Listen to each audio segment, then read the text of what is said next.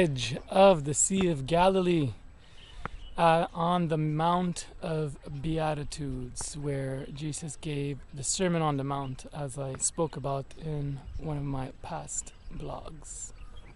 Here we go.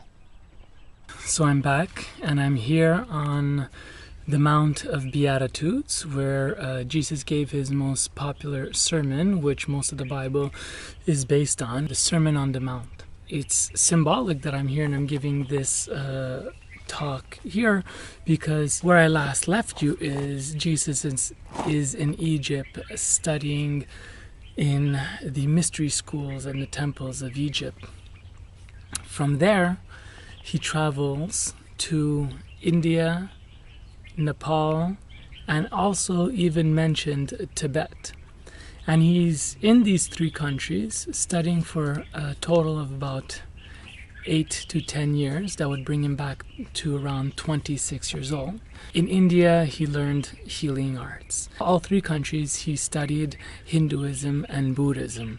The idea of Christianity is that we must believe in this man as a miracle worker, as a special, as an extension of God, the God. However, a lot of what he taught came from Buddhist teachings. Buddha existed 550 years before Jesus.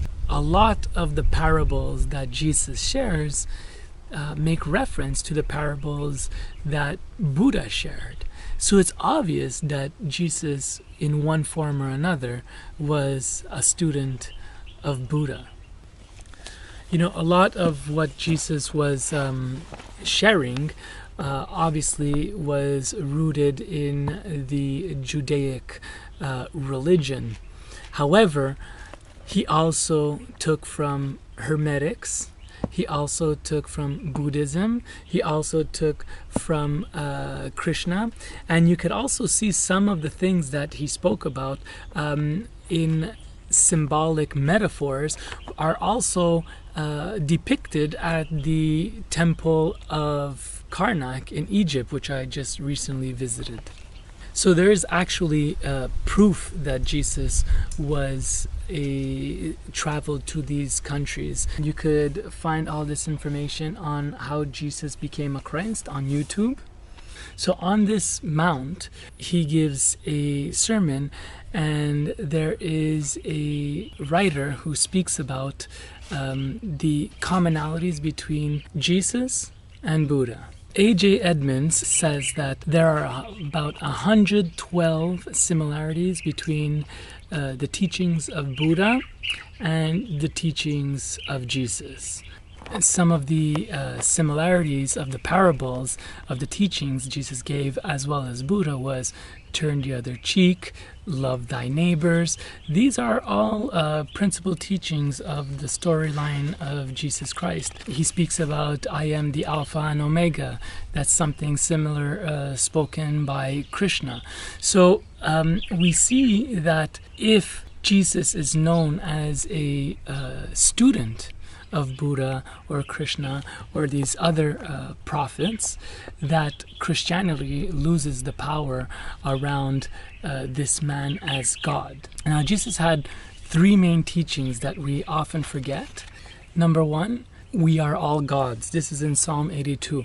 Is it not written that we are all gods? So Jesus tries to explain that he is no different from any of us, but that he recognizes his divinity and his extension of being creator. Number two, which is very important, when you pray for something, believe it is already yours, then it will be yours. That is in Mark 11 verse 24, something like that. I'm paraphrasing.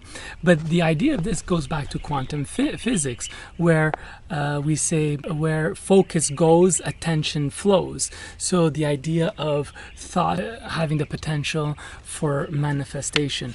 And number three, people think that Jesus is a miracle worker or someone beyond ourselves.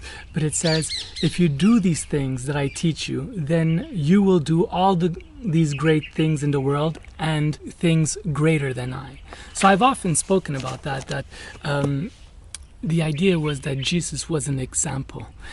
If we use his example and we took his teachings, that we can manifest, create, and heal and do all the things that he has done as well. The church would never want you to do that because they want to keep that vibration lower. So a lot of what he teaches comes from the mystery schools of Egypt, comes from Buddha, comes from Krishna, and all the healing modalities that he has are accessible to us.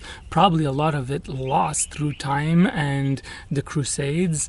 That's another thing. The Crusades eliminated a lot of the information, a lot of the knowledge, the burning of the libraries, the killing of the shamans. I'm sure a lot of people are watching this and say, oh my God, Frank is like a Jesus freak.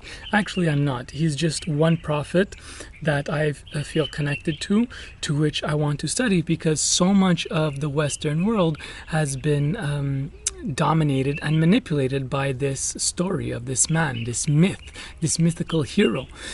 So for me, it's very important to understand the truth around this man in order for us to get an understanding of what is our potential. So if we think of Jesus and we think of him as the healer, we think of him as a teacher, and we actually paid attention on what he taught beyond his martyrdom, we start to have access to greater manifestation power. The main symbol the church uses of Jesus Christ is him crucified on the cross. I've spoken about this before. And this is a perfect way to keep us in lower vibration.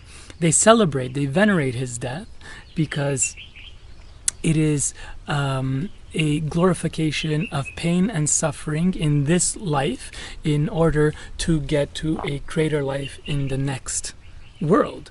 But this is not what it's about. What it's about is actually creating heaven on this realm.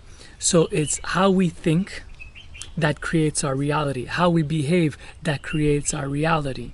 If we focus on this idea that in order to reach heaven we must suffer in this world, we are actually losing our ability to be the extension of God, be in creation mode. And we need to stay focused on the three main teachings of Jesus.